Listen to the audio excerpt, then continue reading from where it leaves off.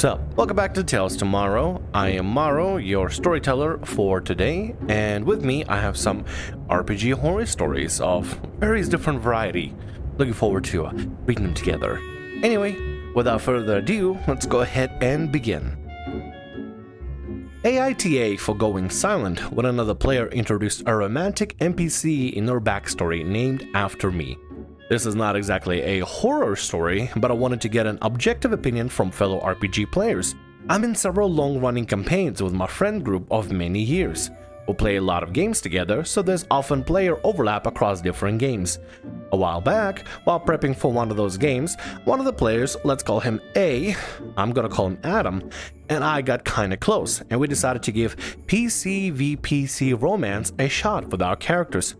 I realized Adam had a crush on me and I was not totally opposed to it, so we flirted for a bit too. It was all fine and good, and even though I'd never really done a PC v PC romance before, I gave it my best shot.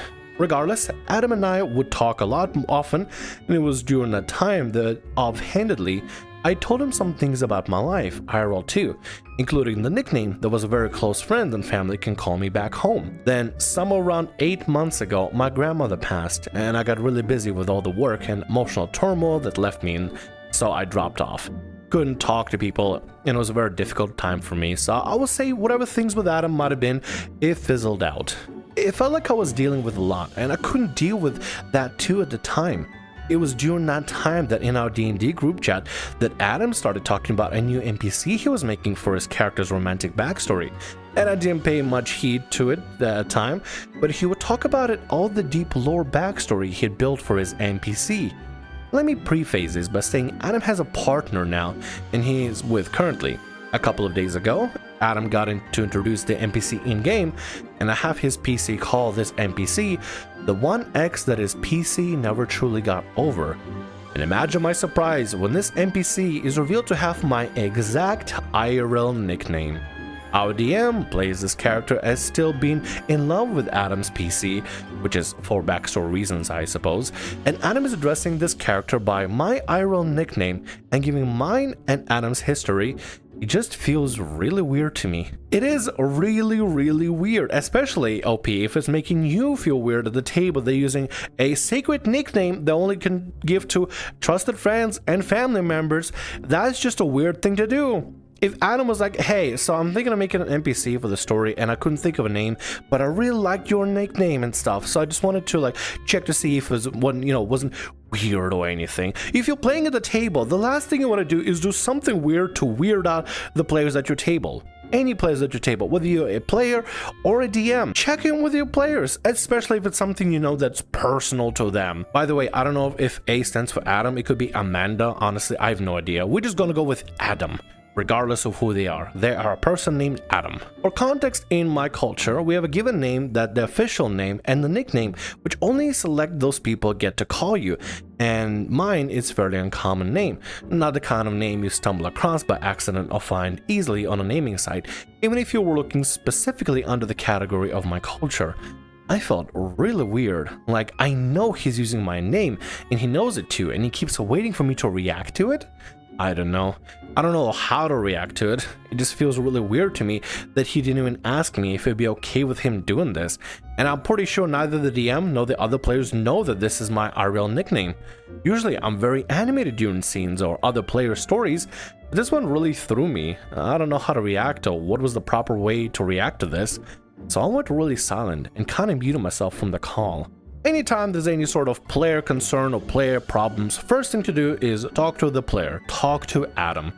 If Adam is not able to understand that this is kind of a weird thing to do, talk to the DM and just explain to the DM, yeah, so Adam is making me feel weird by using this. You don't have to go into full detail, just general brief stuff and be like, hey, can you talk to Adam and ask him to change the name or tell him to change the name because it makes me feel very uncomfortable. Because I mean, it's weird, man. It's weird. Okay, let's say for example, I'm at a table, right? And I know the IRL names of all the people at the table, right? Or maybe I know the middle names or like a cute little nicknames they have. I'm not going to use that as material to come up with NPCs. I'm going to just go on a random name generator and use that. Or use something from my own past. But That's just weird. Adam is being weird, really weird about this. I had a pretty good relationship with the other players and the DM too, so I don't want to create a ruckus and rock the boat. I just feel a bit weird about this, and I don't know if it's right for me to feel this way. Yes, if you're right to feel this way. I don't want to be the player who cried wolf, you know? Am I overreacting and creating a mountain out of a molehill?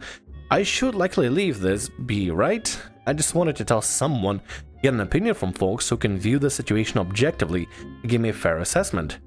P.S.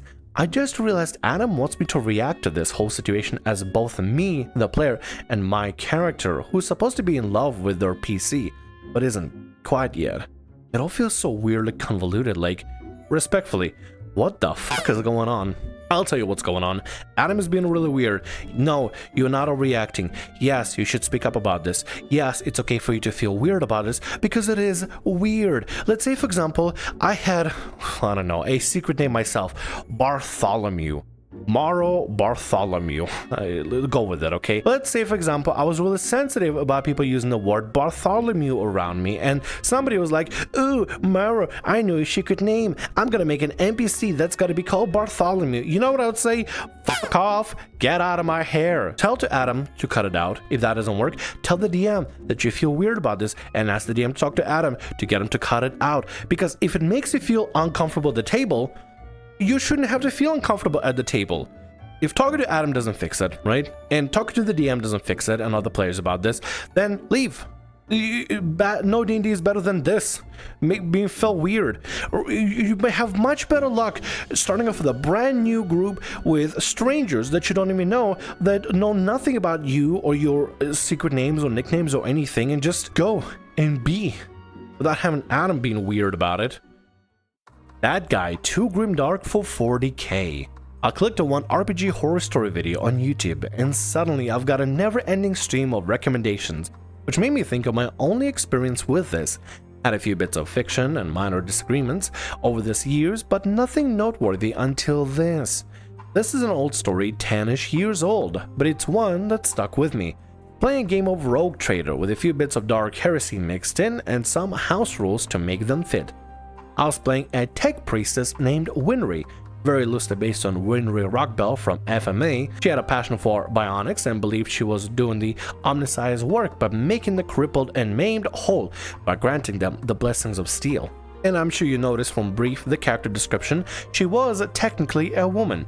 In more practical terms, she was basically the final boss for RoboCop 2, a brutal engine of technological violence. Remember this, it'll be important. Campaign started out great. Rogue Trader was last heir of an impoverished dynasty, and we were tooling around in a frigate trying to rebuild his family's wealth and power. The adventures playing pirate, totally legit privateers, treasure hunting in Xeno or ancient and non-heretical human ruins, and totally not ripping off multiple Star Trek episodes adapted to fit 40k. And then that guy joined a few sessions in. Our arch-militant had to drop out of the game for work or something, so a few of us asked around for someone wanting to join and take the spot. We had preferred to adopt the existing character because he was kinda entangled in the plot, but we weren't married to the idea. But luckily the new guy was happy to adopt the arch-militant.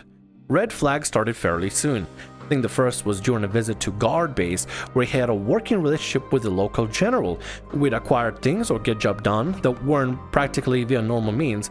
Basically, he was a quest giver.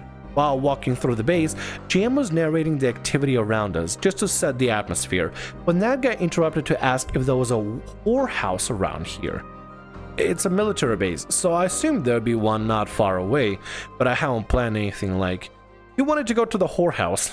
We made it clear the other PCs were going to the meeting with the general, so he declared he'd just go alone. You know, that always could wait after you get the quest. I mean, if you really want to, if you really have an inkling, at least go with the rest of the party, get the quest, and then after y'all done, you could just be like, okay DM, I go look for the place of many pleasures, or something like that. I don't know. I mean, listen, it's fine for a character to do stuff on their own on the side, but not when you're supposed to be receiving a quest. Come on. The game is kind of going that way, so if your character wanders off, you're basically sitting out until they hook back up.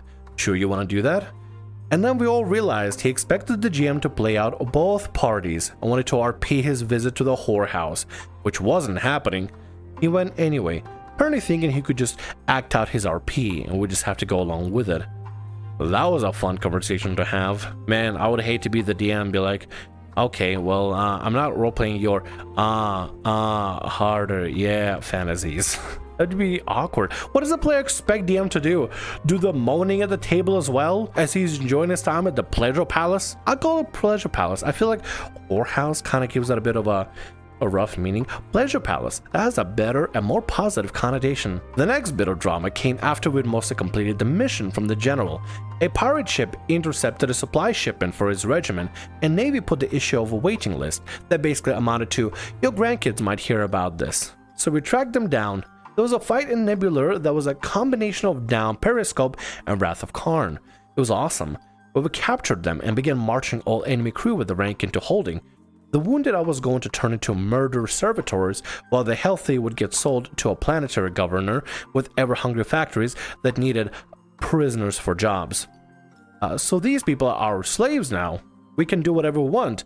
Are there any women in the group? Uh-oh, I know what this is going. I don't like what this is going. I know what this is going, but I really don't like it. Yes? Why? I'm sure you can guess why. We told him no. Then he started bitching about how I cut people up and turned them into murder servitors. And the crude player, I ate people regularly. And the rogue trader offered the bombardment of a city and slaughtered billions not so long ago. We briefed the idiot on past game events.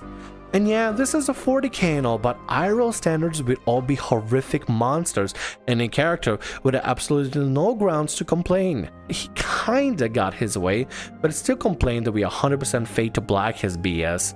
No, the GM isn't running the scene where you drag your next sex slave to your cabin. We already wanted him gone, but he was a friend of one of the other players, and would have been really awkward for him.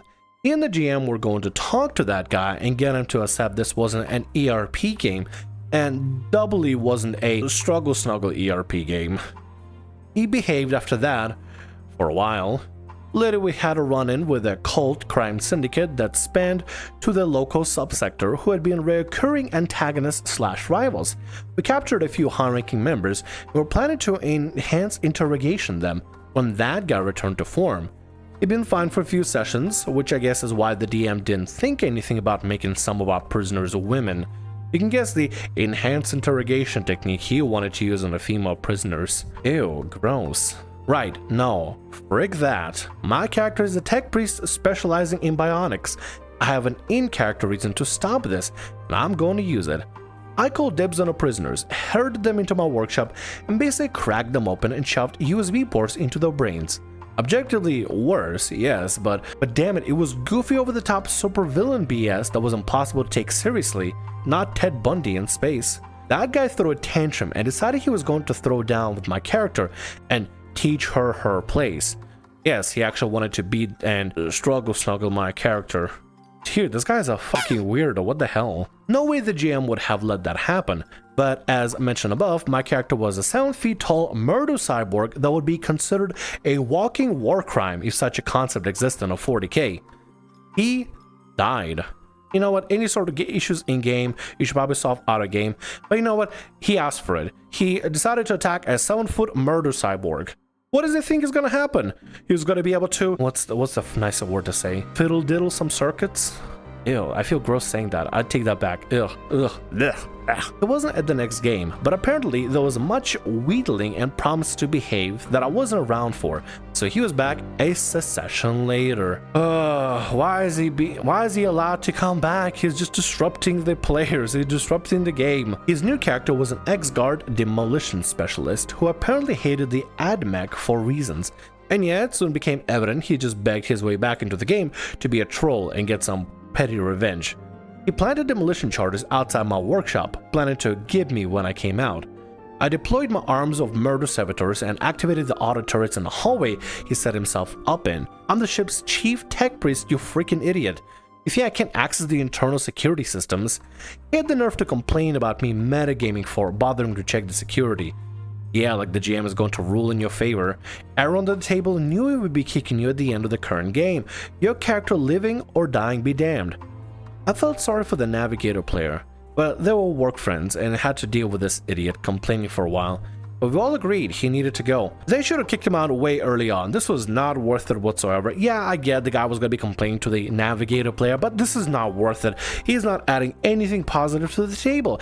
Honestly, I feel like he should have been removed from the very first time he did anything really weird and sketchy, for real. It's a good lesson to remember too. If you see a problem player and you can't get him to reason, and they keep saying, I'll be good, I promise I'll be good, and they still break that, kick him out, just remove them. If they're not willing to listen and not willing to understand that they're being really weird and their stuff is not welcome, just get them out of there. You'll find better players out there. Or hey, yeah, you have a lot of good players anyway as is. Yeah, one player left, and sure, you'll find somebody better. You'll be okay. And with that, that's gonna be all our stories for today. I want to thank you very much for watching, and thanks so much for being here. If you like what I do, consider subscribing to the channel and leaving a like. Also, if the RPG Horror Stories ever goes down, or if you want to submit your own personalized horror story, email is down in the description below. I'll see you again in more Tales Tomorrow. Bye-bye.